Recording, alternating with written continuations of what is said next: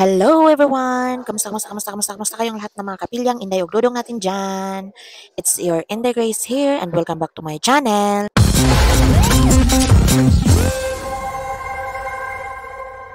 So for today's video mga kapilyang Inday ug Dudong natin dyan, kung nakikita nyo naman, nandito naman kami sa aming kusina.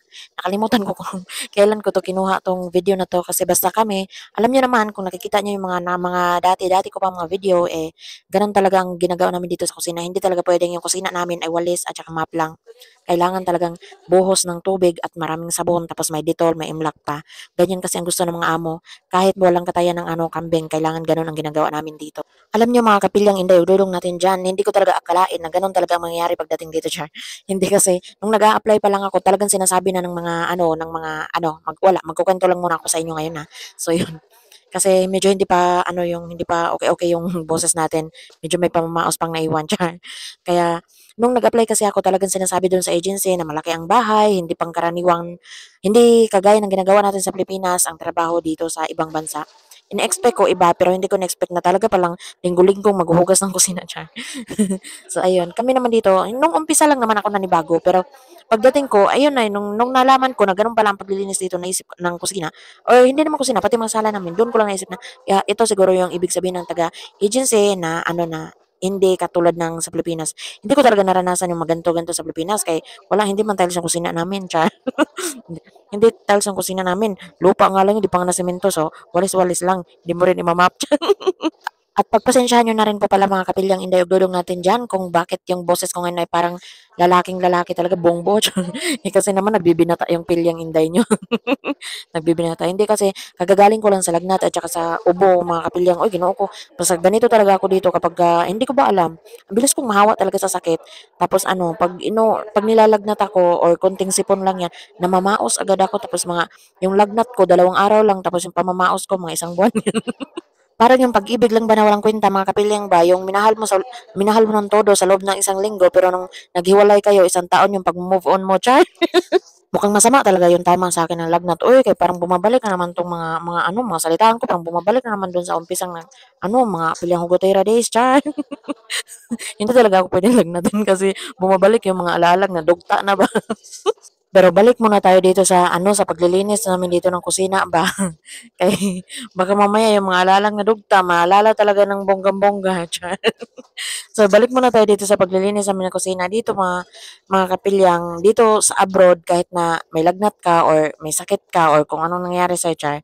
Kung ano nangyari sa mga kapilyang, babalik muna tayo dito sa paglilinis ko dito sa kusina ba kay Ginoo ko basin maalala naman natin yung mga nadugta natin mga alaala diyan.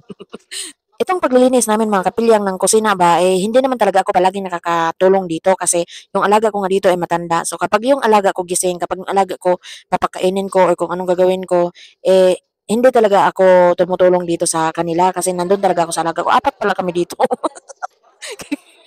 Ngayon ko ngayon ko lang nakita, hindi pa lumabas 'tong kasama naming Indonesia. Akala ko 3 lang kami kasi ito yung video na 'to medyo natabunan na 'to dito sa gallery ko ba tapos ngayon ko lang naalala i-voice over kasi nakita ko. Ang buong akala ko talaga kanina 3 lang talaga kami.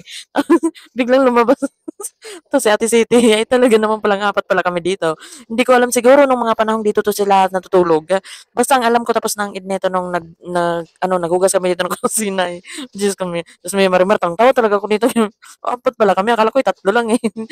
So, ako talaga dito mga kapilyang, hindi talaga ako palaging nakakatulong kasi kapag wala lang akong ginagawa dun sa alaga ko or may nagbabantay sa alaga ko, ay nakakatulong kasi sinusulit-sulit ko na rin yung pagbibideo ba. Pero hindi ko mapigilan yung tawa ko kasi akala ko 3 lang kami dito. Tapos silang dalawa may bigla mang lumabas. Paglilinis namin ng kusina mga kapilyang ay talagang tuwing Huwebes talaga 'to ginagawa ang paglilinis ng kusina. Pero kasi nandun ako sa alaga ko, hindi ako palaging nakakatulong. At saka minsan naman din sa Ate Apple ay merong ginagawa sa taas. Hindi lang siya natulong sa paghuhugas at hindi na rin maghuhugas Ate Remy kapag wala siyang kasama. Kasi Ate Apple kasi minsan marami siyang organ ng oragina ba tsaka kubeba kasi may negosyo yung amo niya. So, nagbabalot talaga siya. Ang ginagawa na lang niya diyan sa kusina ay maghugas, maglinis, magpunas, ganyan. Pero hindi palaging naghuhugas ang ganyan na kukuskusin. Siyempre, wala mang tao, wala mang amo. Wala mang amo pagising kami. Ginoo ko, hindi ko mapigilan yung tawa ko kasi naalala ko yung biglang lumabas yung isang kasama namin. Ang hirap ang tumawa mga kapilyang nitong paos-paos yung boses mo. Ang hirap tumawa para kang aso. Hindi matuloy-tuloy yung kahol. So, ayun na nga mga kapilyang, mag-focus tayo, Gracia, mag-focus tayo kay anong oras na, Char? So, ayun na mga kapilyang, no? Kasi ngayon lang talaga din kami nagkasama-sama tatlo, so natuloy yung hugas. Pero kadalasan talaga matutuloy, pag natuloy nila yung paghuhugas ng kusina, sila lang dalawa, sa Tapo lang at tsaka sa Tereme. Ngayon, nakikisalim po sa ako, mag-video man, Char. Nag- so, nakikitulong ako kay magbablog man, wala mang video, Char.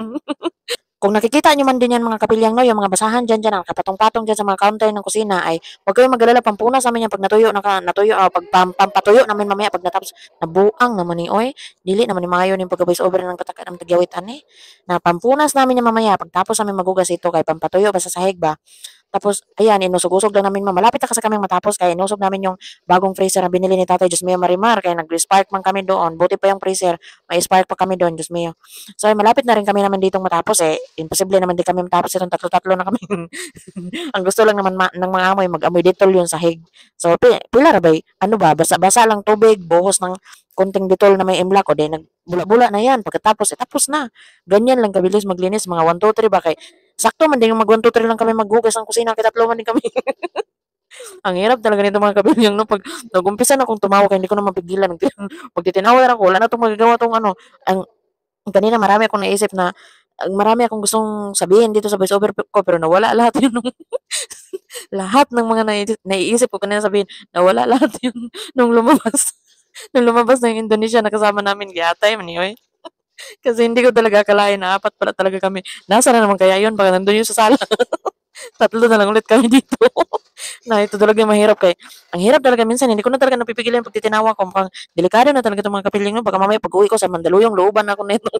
Kaya siguro mga kapilyang no minsan naisip ko na siguro itong mga kasama ko tong tuwa to pag namamaos ako kay natatahimik yung bahay. Iniisip nila yung maingay dito na pag namamaos na nanahimik. So siguro doon talaga yung sila tong tuwa kasi ako yung pinakamaingay dito. Just remember, hindi ko mapigilan. Oy, kay ewan ko ba yung bitbit ko man yung ugali ko doon sa Pilipinas na napakaingay. Oy, magsige naman rin katawa. Hindi ko rin pwedeng pigilan kay matatawa pa rin talaga ako. Minsan kahit na minsan yung mga amo pagpapasok sa kusina tapos nagtatawanan kami dahil ang ingay ko nga ang hilig ko mag-ingay, tapos nagtatawanan yung mga kasama ko, tatawa kami. Yung mga amo namin, pagpapasok sa kusina, nakikitawa na lang din. Tapos tinanong sila pag nagtanong si tatay, bakit kayo tumatawa? Sabi nila, kasi nagtatawanan yung mga katulong doon. Ang resulta, nakikitawa lang pala, hindi naman kami naintindihan. So, ayun ang mga kapilyang, no, ayun, patapos na talaga kami, tutuyuin na lang, wala natin, ubos na yung tubig, tutuyuin na ni Ate Apple ng, ano, ng mga basahan, tapos maglagay na kaming basahan sa mga ilalim ng freezer. So, ayun, natapos na rin kami, natapos na rin yung kakatawa ko din, no. Tatapusin ko na rin to mga kapilyang, no, kasi kung hindi ko pa to tatapusin, Diyos mio, Marimar, ito ang bunganga ko, wala na talaga, puro na lang tutawa talaga, puro na lang talaga tutawa, kay, baka mamaya pati kayo isipin na, no, wala na talaga si Inday Grace, hindi na to Inday Grace, Baliw Grace na, no. So, ayun lang. Thank you for watching. Matatapos na rin naman kami. Thank you for watching ng mga kapilyang Inday. Dulong natin dyan. Thank you for watching. Don't forget to like, share, comment, and subscribe kay Inday Grace Vlog. Ganun na rin po sana sa ating Facebook page na Inday Grace Vlog din. So, yun. Thank you for watching. Bye, bye, bye. See you sa next video. Bye!